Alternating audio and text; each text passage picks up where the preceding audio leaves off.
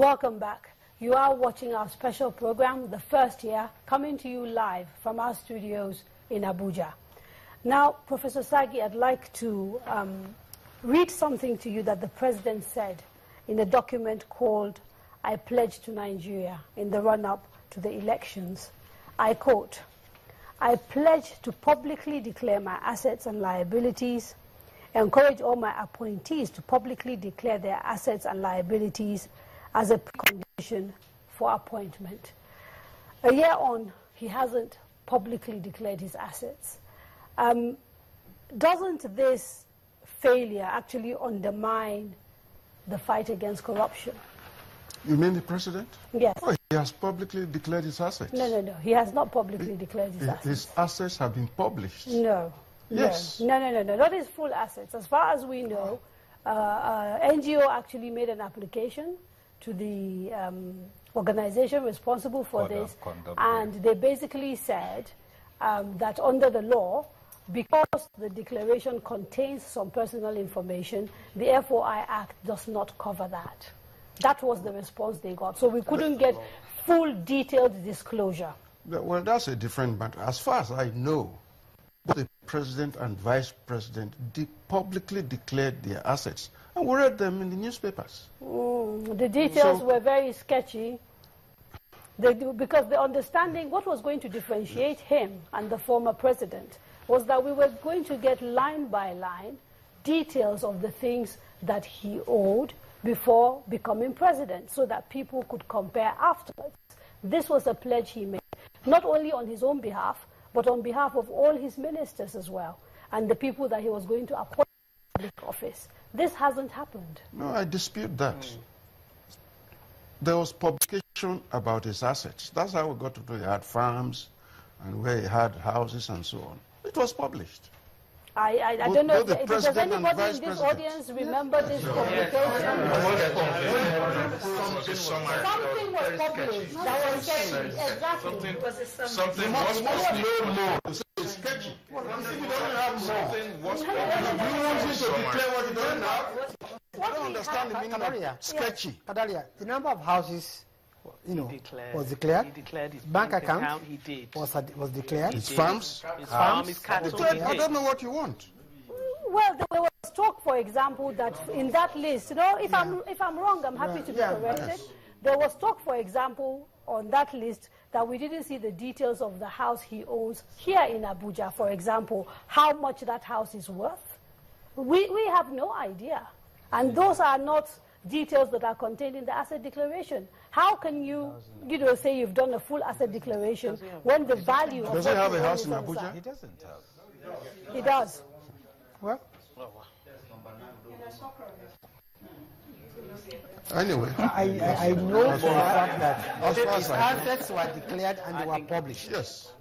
Whether you now say it's not sufficient is a different ballgame. No, it's not complete. It's more like it. Well, if you know more, you can challenge it. Yeah, because we've asked the bureau responsible to release the assets, and I'm saying to you, for a president who's promised to lead from the front, the minute people started raising questions, the expectation is that he will hold the moral high ground and basically say to the conduct bureau, give them the information that they want. Instead, we got a lot of legal speak that said that the Act for Freedom of Information doesn't cover personal information, and so the Assembly has to make changes for us to be able to see the details that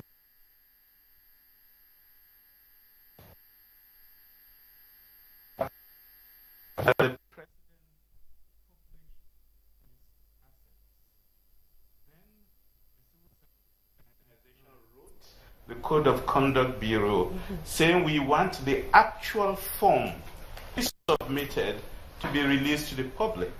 The Code of Conduct Bureau refused to release it, but the President published what he believed to be his complete assets.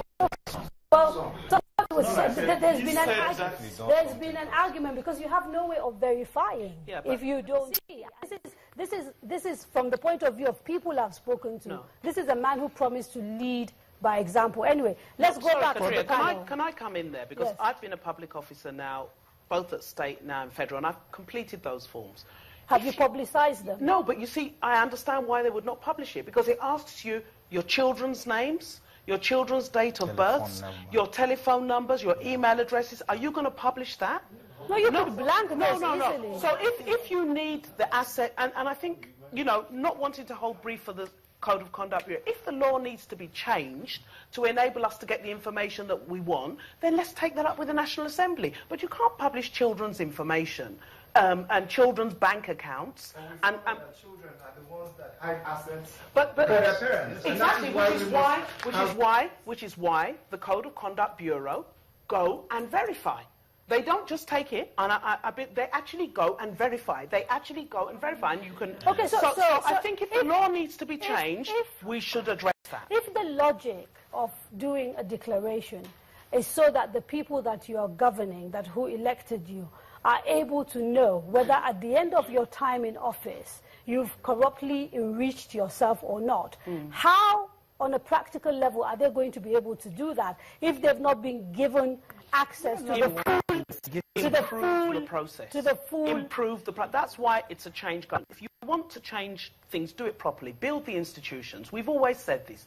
And there are a lot of things that need to be changed, and we've recognised this. If there's a need to amend a law with the National Assembly, that's what they're there for. And I think we should go and talk to our senators and say, no, you need personal information should be separate. Asset information should be disclosed in a format where it can be published. Okay. Anyway, the Code of Conduct Bureau has all the information. Yeah, so let me... Yes, he published every single detail of his assets. And what we're asking is for the president to set an example. Let him be as he promised he would. As he promised he would. Okay. Now let me take... and he has done that. He has done it. Let me take comments. Okay, so the gentleman in blue at the back, the one in cream, and then the lady in the blue turban. In that order, please. And then we'll come back to the panel. Okay, my name is Ezamwa Buhari. I'm from Partners for Electoral Reform, a civil society organization. It's the economy for me. I'm seeing your predecessors. Your predecessor actually created what I call a charge card economy. An economy that the banks have also taken over now. They are selling the charge cards and have driven out the small people who are venturing in that area. And I hear you again talking about 5,000 school teachers, getting 500,000 school teachers getting stipends and all of that. And I hear you talking, when are we going to get Ajokuta running? When are we going to get the textile industries that are comatose back to stream? We have the capacity to suck in a good number of our citizens, rather than the tokenism that we have seen in parts of it, which is also coming back. Secondly, this whole thing about we didn't know, that this is also coming in your planning now. You are going to be feeding 5.5 million children across the country. And you didn't factor in the fact that at the time you were planning, tomatoes will be what they are now, and that a bag of rice will be. Are we going to get to a point where you're going to say you didn't know that this will happen again?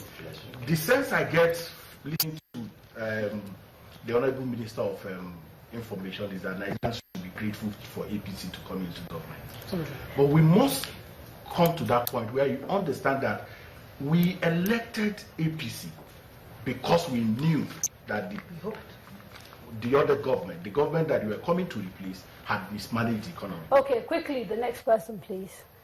Good evening. My name is Cheta Wanzi. I'm a researcher with SBM Intelligence. My first question, I have a question for each of you. My first question is for... Please make it quick, though. My first question is for Alhaji Lai. This information management, for example, you haven't publicly declared your assets.